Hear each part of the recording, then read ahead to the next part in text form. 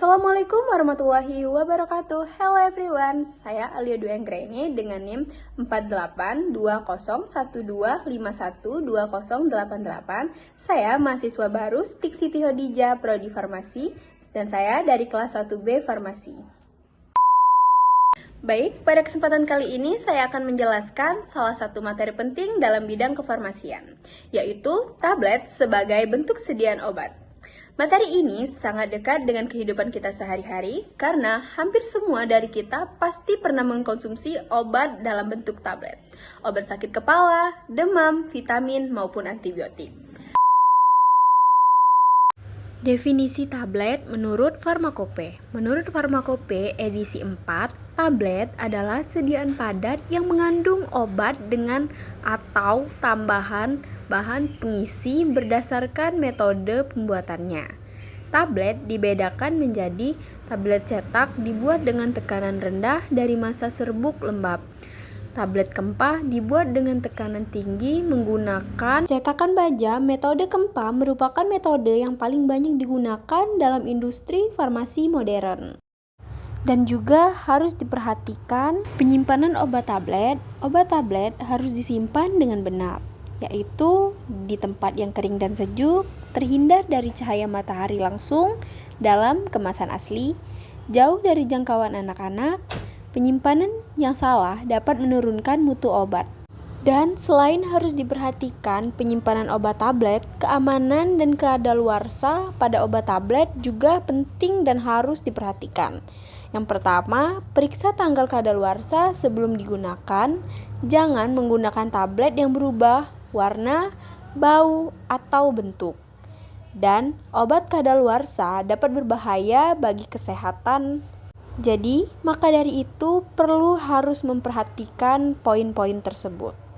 Nah, supaya kita semua tidak hanya mengkonsumsi obat, tapi juga memahami apa itu obat tablet, mari kita bahas secara bertahap. Baik, jadi sebelumnya saya akan menjelaskan apa itu obat. Obat adalah bahan atau campuran bahan yang digunakan untuk mencegah, mengurangi, mengobati, atau menyembuhkan penyakit, serta dapat digunakan untuk menegakkan diagnosis dan memelihara kesehatan pada manusia. Dan obat juga memiliki berbagai bentuk sediaan. Yang pertama itu ada bentuk sediaan sirup, kapsul, injeksi, salep, dan yang sering digunakan yaitu adalah tablet.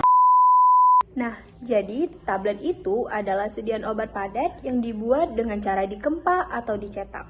Dan biasanya mengandung zat aktif serta bahan tambahan yang disebut excipients. Zat aktif berfungsi sebagai bahan utama yang memberikan efek terapi, sedangkan excipient berfungsi untuk membantu proses pembuatan tablet dan memperbaiki kualitasnya. Jadi, tablet itu bukan hanya sekedar obat yang kita telan, tetapi hasil dari proses formulasi yang cukup kompleks. Adapun ciri-ciri dari obat tablet. Jadi, tablet itu memiliki beberapa ciri khas yang membedakan dari sediaan obat lainnya. Yang pertama, tablet terbentuk padat, biasanya bulat atau oval. Kedua, dosisnya sangat tepat dan seragam, sehingga aman digunakan. Ketiga, tablet umum dikonsumsi secara oral atau diminum melalui mulut.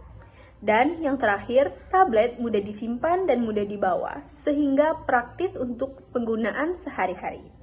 Inilah alasan mengapa tablet menjadi pilihan utama dalam pengobatan. Tablet juga memiliki beberapa jenis berdasarkan cara penggunaannya. Yang pertama adalah tablet sisa, yaitu tablet yang langsung diminum dengan air. Yang kedua, tablet salut adalah tablet yang langsung dilapisi untuk melindungi obat dari asam lambung atau mengurangi rasa pahit. Dan yang ketiga ada tablet kunyah, yaitu tablet yang harus dikunyah terlebih dahulu, biasanya digunakan untuk anak-anak. Dan keempat ada tablet hisap yang dibiarkan larut di dalam mulut, contohnya seperti obat sakit tenggorokan. Dan yang terakhir ada tablet lepas lambat, yaitu tablet yang melepaskan obat secara perlahan agar efeknya bertahan lebih lama. Jadi setiap jenis tablet memiliki tujuan dan cara penggunaan yang berbeda. Jadi tablet juga mempunyai kandungan, yaitu tablet tersusun dari beberapa komponen, yaitu zat aktif, Zat aktif ini adalah bahan utama yang memberikan efek terapi, misalnya paracetamol untuk menurunkan demam. Bahan pengisi, bahan ini berfungsi untuk menambah ukuran tablet agar mudah dicetak, contohnya adalah laktosa atau amilum. Bahan pengikat, bahan ini membantu partikel-partikel tablet agar saling melekat sehingga tablet tidak mudah hancur sebelum digunakan. Dan adapun bahan penghancur, bahan ini sangat penting karena membantu tablet hancur di saluran pencernaan sehingga obat bisa bekerja dengan baik. Dan juga bahan pelicin, bahan ini berfungsi untuk memudahkan proses pencetakan tablet dan mencegah tablet menempel pada alat cetak. Nah, jadi berdasarkan penjelasan yang sudah saya paparkan tadi, tablet juga memiliki kelebihan dan kekurangannya. Di antaranya, tablet memiliki beberapa kelebihan, yaitu tablet mudah digunakan, dosisnya akurat, memiliki stabilitas yang baik dan tahan lama, serta biaya produksinya relatif murah. Karena kelebihan-kelebihan inilah, tablet banyak diproduksi dan digunakan dalam dunia kesehatan. Namun, selain tablet mempunyai kelebihan, tablet juga memiliki beberapa kekurangan. Tablet biasanya sulit ditelan, terutama oleh anak-anak dan lansia. Selain itu, tablet juga tidak cocok untuk obat yang mudah rusak di lambung. Dan dibandingkan sediaan cair, kerja obat dalam bentuk tablet bisa lebih lambat. Oleh karena itu, pemilihan bentuk sediaan obat harus disesuaikan dengan kondisi oleh pasien. Sejarah singkat mengenai perkembangan obat tablet. Perkembangan obat tablet berkaitan erat dengan kemajuan ilmu farmasi dan teknologi industri obat. Tablet menjadi salah satu bentuk sediaan obat yang paling banyak digunakan hingga saat ini karena kepraktisan dan kestabilannya. Pada awal abad ke-19, obat umumnya diberikan dalam bentuk serbuk, ramuan cair, atau pil tradisional yang dibuat secara manual.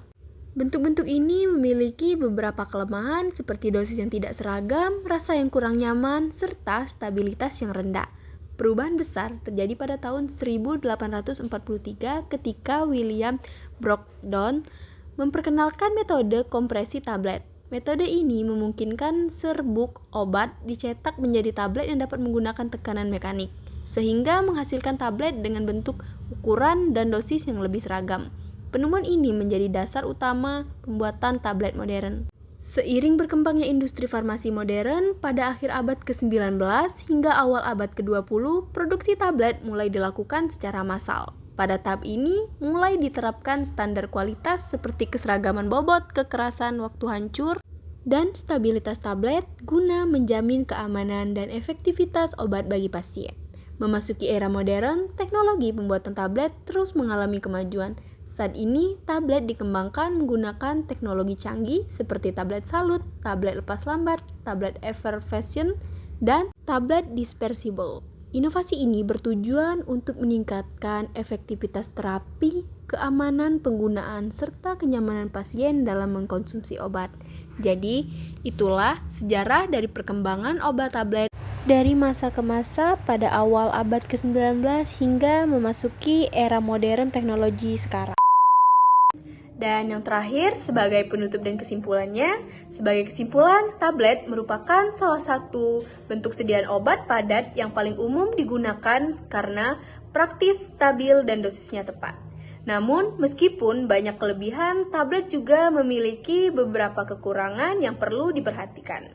Jadi, dengan memahami karakteristik tablet, kita tidak hanya menjadi pengguna obat, tetapi juga menjadi pengguna yang lebih bijak akan sadar kesehatan.